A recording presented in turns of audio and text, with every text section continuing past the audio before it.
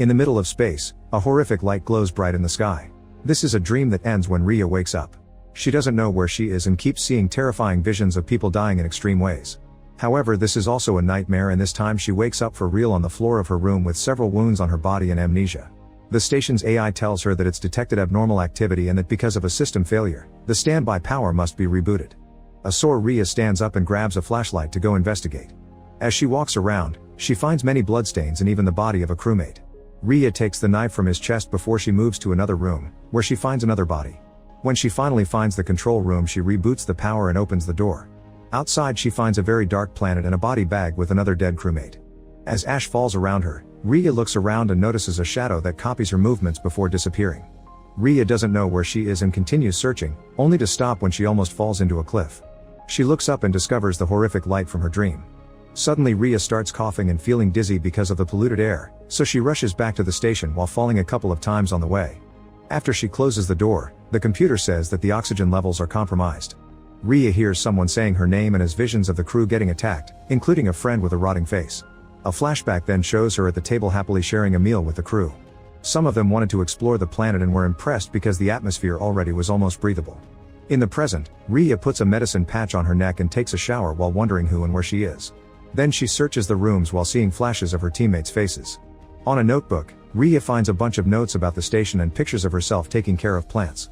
At that moment she hears a noise and the computer detects movement at the airlock in Zone 1. Rhea carefully moves toward that area and notices someone banging on a door. She gets the knife ready, and as soon as the person steps into her corridor, she pushes him to the ground and breaks his helmet. Brian knows her name and introduces himself, so she lets him go because she remembers his name mentioned in the flashback from earlier. He was on orbital monitoring and came down because he received Rhea's distress call. Apparently a crewmate went crazy and attacked the others. While Rhea shows Brian the bodies and tells him she doesn't remember much, they realize one of their crewmate Clark is missing. Brian brings out his medbot, which proceeds to scan Rhea and patch her wounds while Brian tells her about Earth. 7 spaceships were sent out to find a habitable planet and all the others have failed. Rhea's is the 7th ship and humanity's last hope. They've landed on planet Koi 442, which they've nicknamed Ash. Brian has been in orbit all along to stay in communication with Earth and act in case of an emergency. Rhea realizes that the light she saw in the sky was the orbital ship. After the medbot finishes taking care of Rhea, Brian looks at the scan and explains her brain is swollen because of blunt force trauma, which explains the amnesia. Rhea is still frustrated about not remembering who she is, and Brian tells her that she joined the program because she wanted to seek answers and learn what's out there in the universe. Afterward, Rhea tries to sleep but can't because her door won't stay closed.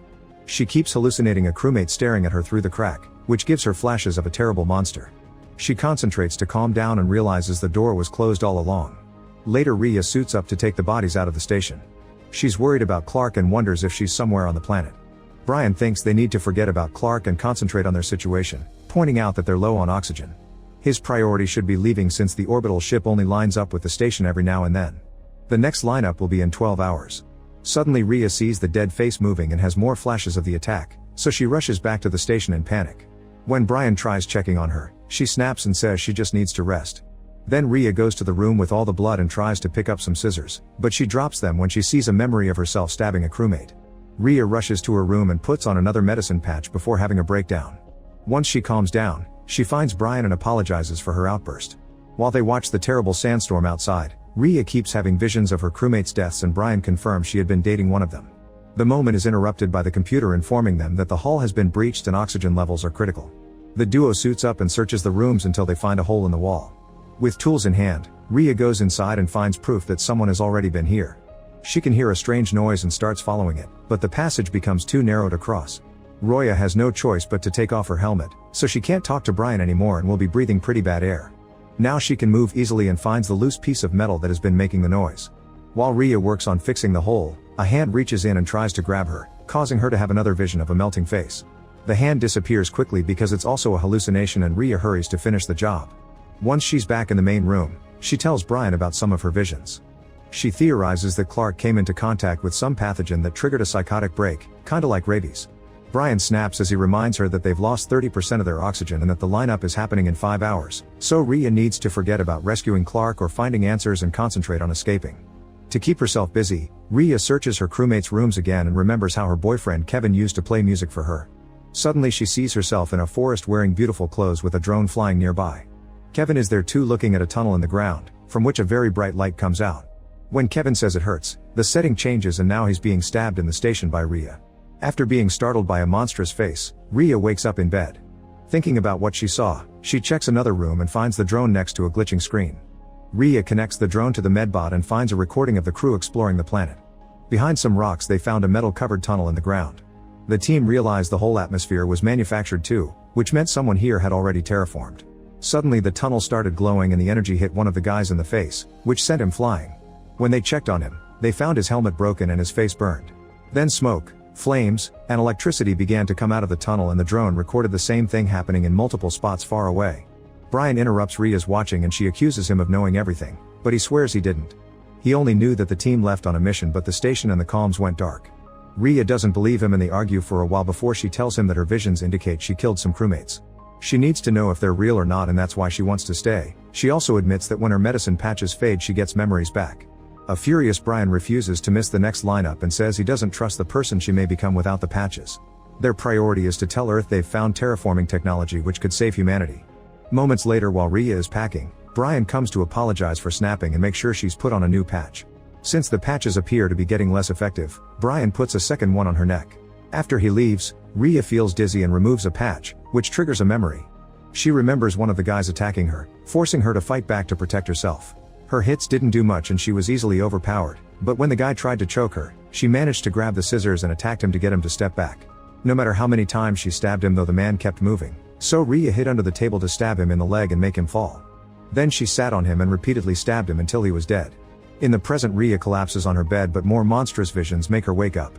She concludes that the pathogen infected the entire crew and that's why she killed them. At that moment she hears a strange noise and follows it thinking it's Brian, only to find Clark in a suit instead. A terrified Rhea runs away and grabs a wielder before hiding in the vent, where she's shocked to find Brian dead with a burned face. When Clark looks inside the vent, Rhea jumps on her and a fight ensues.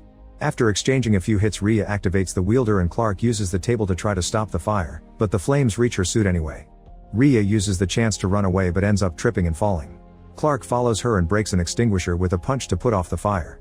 The fight continues as the women advance through multiple rooms until they reach the bathroom. In the shower Clark smashes Rhea's face on the wall, which triggers a memory of the same thing happening before. Rhea connects the shower to Clark's helmet and turns on the water, which slowly drowns her to death. Realizing what she's done, Rhea takes Clark's body to the medbot but it can't revive people. It also detects no infections, which means Clark only fought her because Rhea attacked her first and probably thought she was the infected one. The computer announces that the lineup is about to happen so Rhea suits up and goes outside. After dropping Clark's body in a bag, she boards the shuttle and is surprised to find some blood and broken things. Getting worried, she tries checking the computer but it isn't working, which means the shuttle won't be able to reach the orbital spaceship either. Afterward Rhea returns to the station and puts on 2 more patches. Then she retrieves Brian's body and makes the medbot scan him. The test concludes that Brian has been dead for 51 hours, which doesn't make sense. Rhea hears voices saying it's her fault and snaps out of it when the computer detects an unusual life form. With the wielder in hand, Rhea begins searching the ship until she finds the mysterious shadow from the beginning. It takes the shape of Brian and Rhea realizes this thing used her to kill Clark. After another creepy vision, Rhea freezes and concludes that this shadow is the infection itself. It calls itself part of Harris. It touches her head to show her. Its fingers go through her skin until Rhea sees another memory. After the team returned to the station, 2 of the guys found the creature in the walls and that was when they lost communication with the orbital ship. While Brian flew to the planet in the shuttle and entered the station, the crew found the strange creature getting into their computers.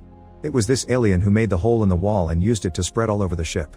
The crew wanted to evacuate but Rhea convinced them that defeating the creature would give them access to the terraforming technology, which always was their mission goal.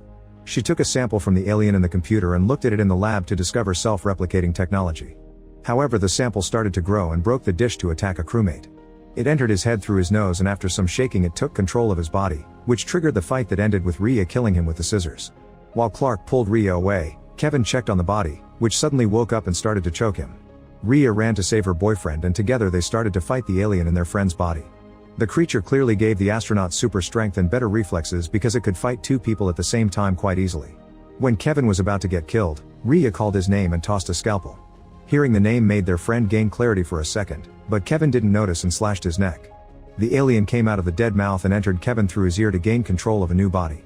Kevin chased after Rhea and smashed her head on the wall. When he was about to finish her, a suited-up Clark arrived to fight him. She managed to land a few hits but Kevin overpowered her and broke her helmet to continuously punch her face. At that moment Brian walked in and was terrified by Kevin's monstrous face, so he ran away to hide in the vent. However, Kevin followed him and quickly killed him with a pipe. Meanwhile, Rhea put a new helmet on Clark's head and forced her to leave the station for safety. Then she grabbed a knife from the kitchen while hearing the alien using Kevin's soft voice to bait her. Rhea pretended to fall for it, and once he was close enough, she stabbed him with a knife. The alien immediately left his body and entered hers through the wound on her forehead. However, before it could take control, Rhea rushed to take lots of medicine, which blocked both her memories and the creature's power. The strange presence the computer has been sensing since she woke up has been the parasite in her body all along. In the present, the alien keeps talking in her mind, saying humans are inefficient and doomed to self-destruction, so it doesn't want to share its technology with them. Rhea refuses to let it control her and removes her patches, which puts an end to all the hallucinations, including the Brian that was never there with her. The computer announces that the oxygen levels have reached a critical level while Rhea makes the medbot scan her for real this time. The robot finds the parasite and painfully inserts a mechanical arm into her forehead wound to remove it. It takes several minutes and Rhea's heart stops, but after seeing another bright light she wakes up just in time to see the robot remove the alien, which immediately runs away. Rhea thinks it's over, but the creature takes over Brian's body and transforms into a monstrous form to attack her again. A new fight begins and the alien tries to choke Rhea while hitting her with its tentacles. She grabs a fallen screwdriver and stabs the creature's forehead before kicking it off. Then Rhea manages to put on the suit before fighting the alien again. She stabs it in the chest and hits it a few more times before running to another room to get the wielder. The creature goes after her while its body continues to mutate. It catches Rhea in a lab, where she shoots fire at a spray can to create huge flames that finally defeat the monster by burning it to death. Afterward, Rhea sets the whole station on fire and runs to get back on the shuttle. This time she makes the system work and takes off, flying through the atmosphere just in time to reach the orbital ship when it lines up with the planet. Make sure to subscribe and turn on notifications so you can watch more videos like this. Thanks for watching.